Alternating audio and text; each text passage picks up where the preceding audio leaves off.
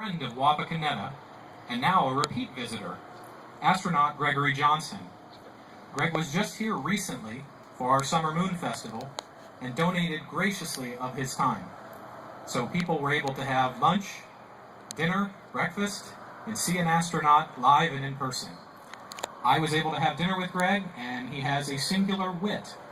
He is here to speak about what Neil Armstrong meant to him personally, and how he was an inspiration for his choice to fly in space.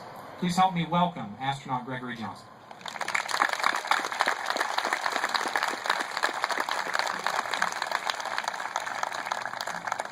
I have to say, it's amazing to be back in this wonderful town that embraces spaceflight, and the hometown of Neil Armstrong. My visit last month here on the 43rd anniversary of man's first walk on the moon, I never had any idea that I'd be back within a month. At a very solemn occasion, but celebrating a great man, a great hero to our world for having walked on the moon. I speak on behalf of the astronaut office. We have a pretty small group of astronauts now, just under 60, and today I had the privilege of flying with Chris Cassidy. He's here in the audience.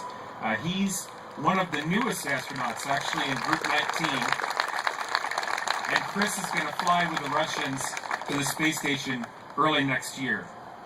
And so I will not get the chance to fly very soon, but he's going next year, and all of us from the Astronaut Corps would have loved to come up here, but the two of us are representing that group that is very inspired by the work of Neil Armstrong and all of the great Ohio astronauts.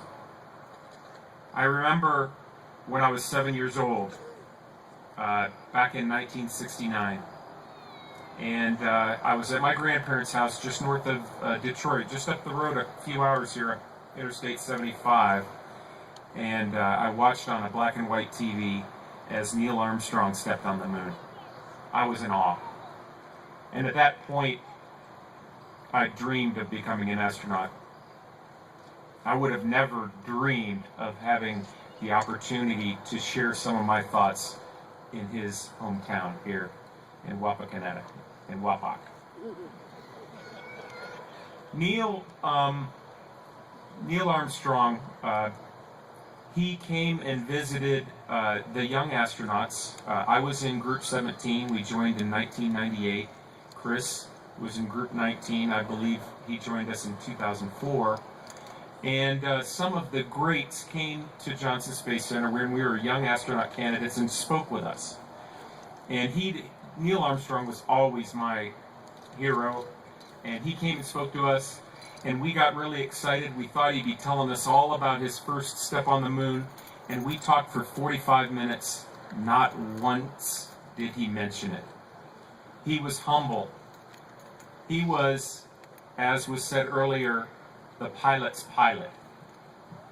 He navigated a very difficult trajectory onto the moon with only seconds of gas left. He commanded a re-entry vehicle that had no roll channel.